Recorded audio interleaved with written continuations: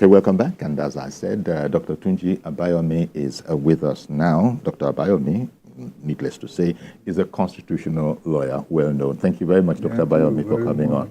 Indeed. So we've been talking about this matter. Are we heading straight for a constitutional crisis the way it is? Yeah, that's what it's looking like. Yeah, we are actually in a constitutional crisis. We already are in one, the way it is. We are already in a constitutional crisis.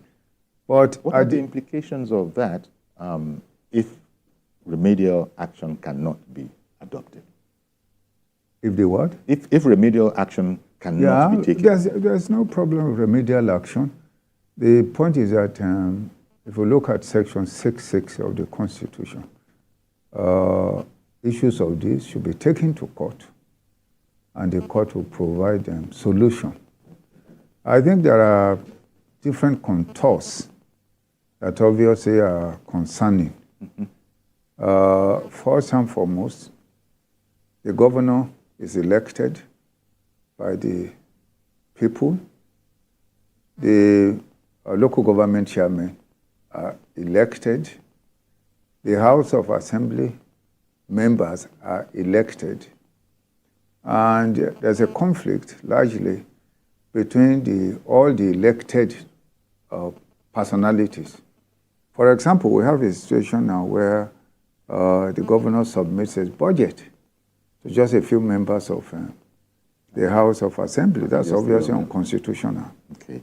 The budget can only be passed by, I think it's even 2/3. Yes. I don't know, I think. But certainly not less than the majority.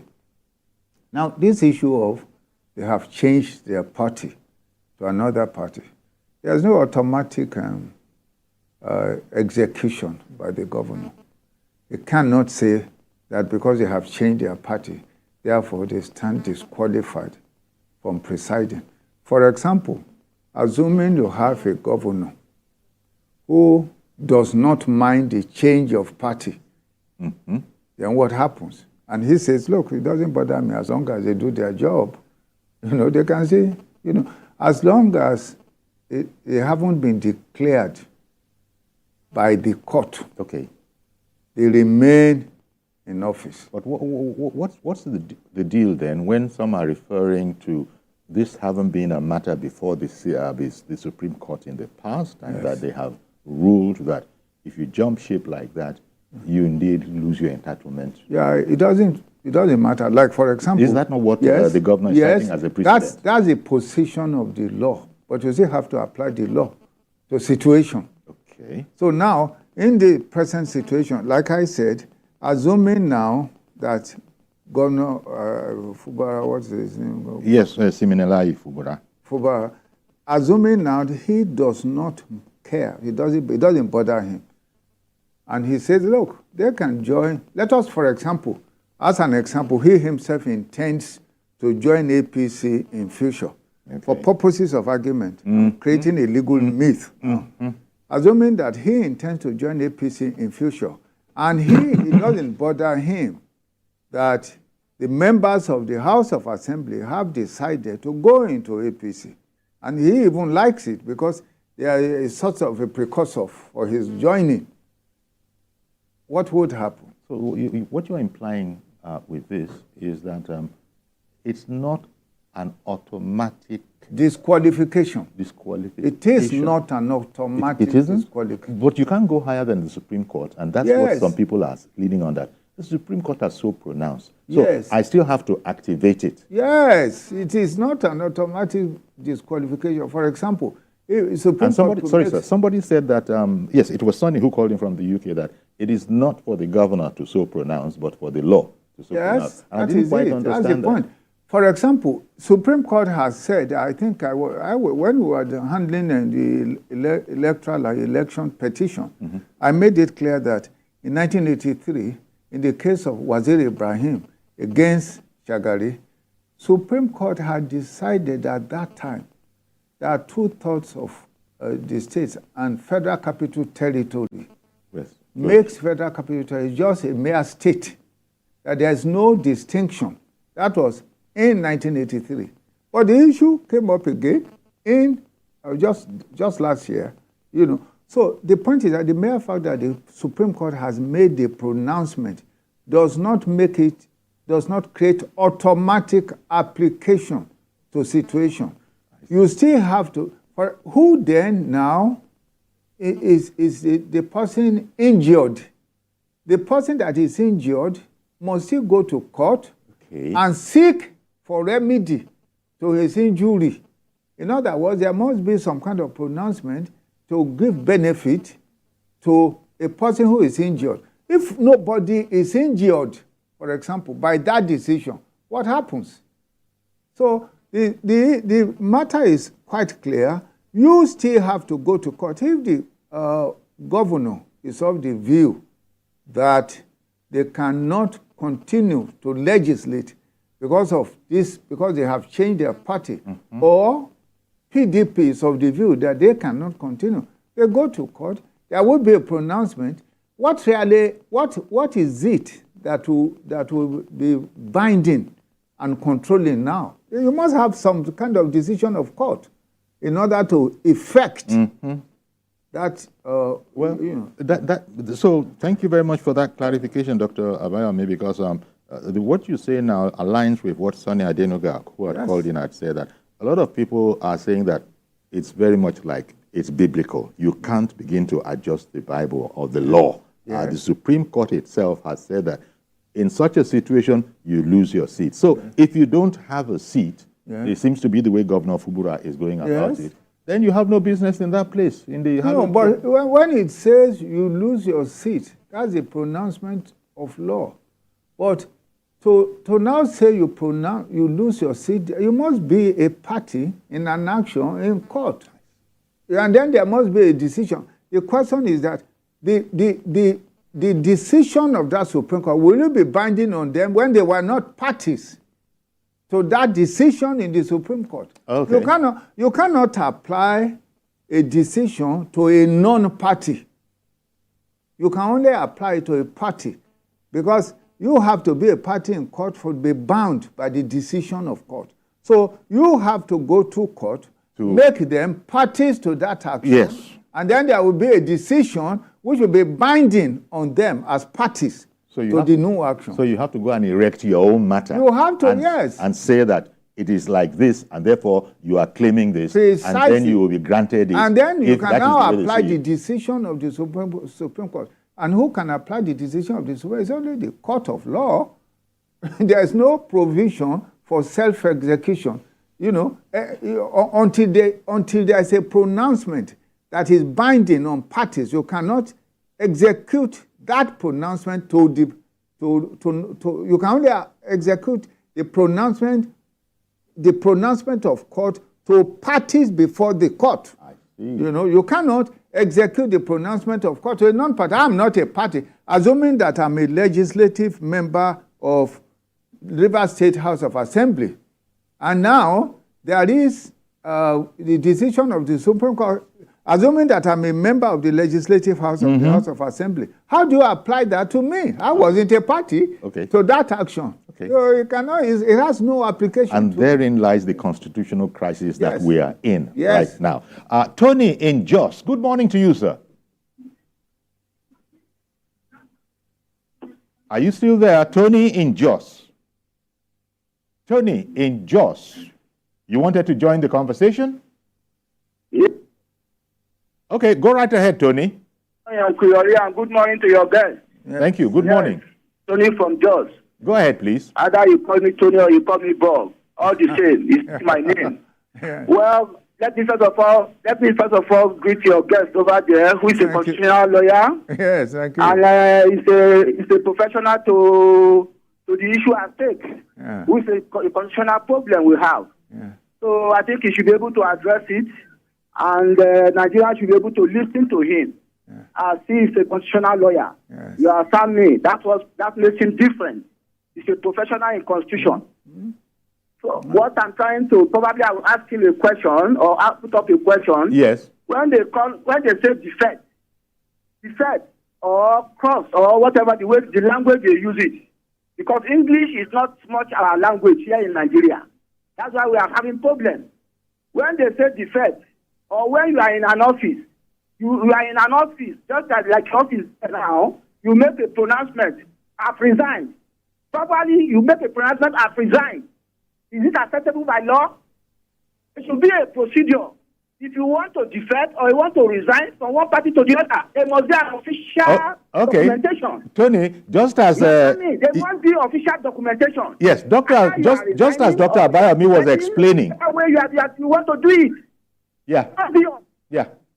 The principle of resignation, the way you have applied that example, the principle of resignation is one thing. Does it concern the people who are now, invoking it? So Dr. Abayomi has explained that, look, he, in his own considered opinion, that Supreme Court pronouncement is good. It's standing in that place.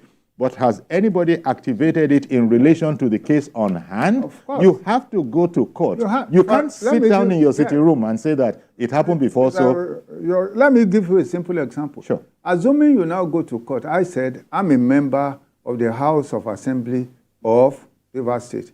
You now took an action against me on this ground. And I changed my mind that I'm no longer going to the party. Okay. That I'm going to stay in my old party. I'm no longer defected. I'm no longer going. Okay. I could do that. And then the applicability of that position of the Supreme Court will no longer be relevant to me.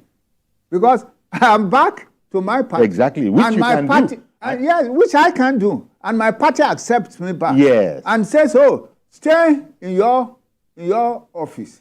So you have to take the step against those people that are deemed to be, infringing the constitutional provision. And the court must not pronounce that, yes, they have in fact infringed the constitutional provision based on this. So, and then the other issue is that it is even possible that the application of that constitutional provision is different. Okay. Because of a different scenario. So that's why they have to go to court. For the court to determine. Yes, to determine that. The value of their attitude. Exactly. It's not just automatic that you say, oh, they have defected, therefore, Well, that's certainly something that a lot of people who are not necessarily lawyers, maybe lawyers always knew this, but again, for the majority of our viewers who are just regular citizens, this will sort of shine some light on it. Do I hear...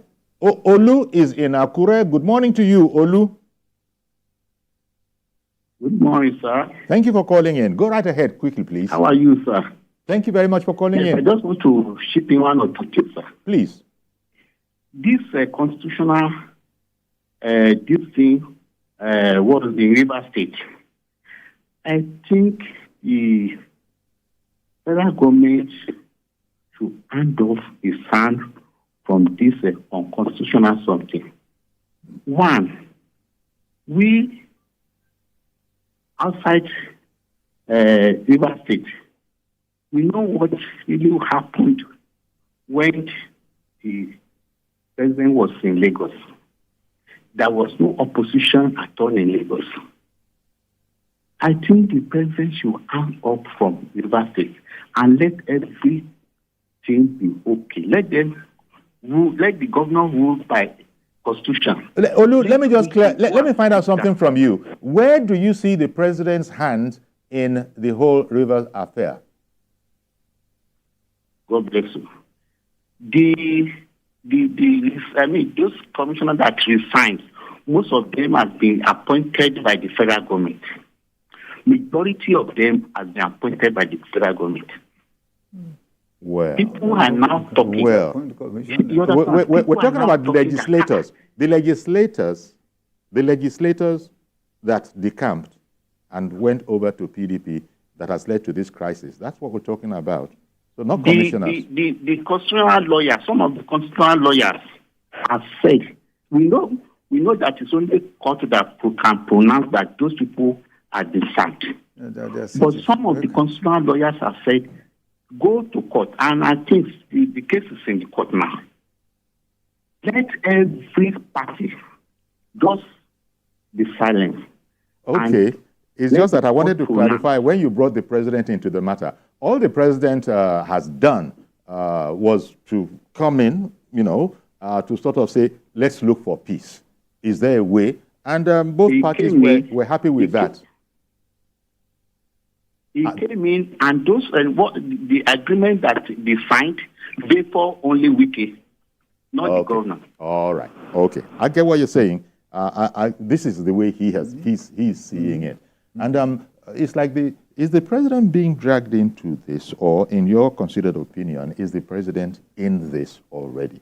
Apart from the fact that, yes, former governor has been appointed by the president as the minister of the Federal Capital Territory. I don't think it is normal that any president will want to enhance peace in any of the states. Exactly. A president is a president of PDP states, APC states, Labour states. Exactly. A president is a president of all citizens of Nigeria. He would want peace to reign. And don't forget that government is concerned for peace, order, and good government. That's his prerogative as a president. And he cannot, for example, wait. I mean, if there's fire in a PDP state, do you expect the president to... and it's a political fire of some kind. Mm-hmm. And I think it's normal and very regular for the president to intervene to see if we can find solution to the problem in Rivers State. Here again, we are talking about the principal source of the crisis is personal. The conflict between a former governor and the present governor, who was made governor by the former governor. Yes. Yes. That's really the issue. Mm-hmm. You see, at the end of it all... And who he now considers disloyal to him. This is it. And it whatever is that means. Yeah, whatever it means. Here again is part of the neurosis of our system, because the problem of godfatherism, where, for example, the system never works. You see, America says that our government may be a government of law and not of men.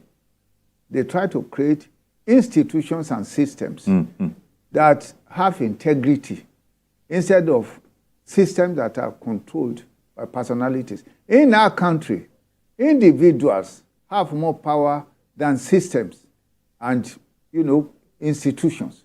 That's part of the fundamental problem. Unfortunate state of affairs. It's an unfortunate state. This is where we are. If systems work, a governor will not erect another governor. Another governor will be elected by the legal process. This is the situation we have in our country. Okay. Let me bring on Mr. Gbadebo in Abeokuta. Good morning to you, sir. Good morning. I said Otumba Adebo, not Mr. Gbadebo. Otumba Adebo. Sorry about that. Good morning, Otumba Adebo. Mr. Good morning. Good morning to you. Good morning to your guest. Otumba, you have seen Mr. Otumba. Otumba, Mr. It's nice to talk to you. The president, they've gone to court in Rivers State and taken an injunction restraining those people who are defected from parading themselves as legislators. What is again? Say that again. Sorry? Yeah. What was the point you just made? You said they are in court already.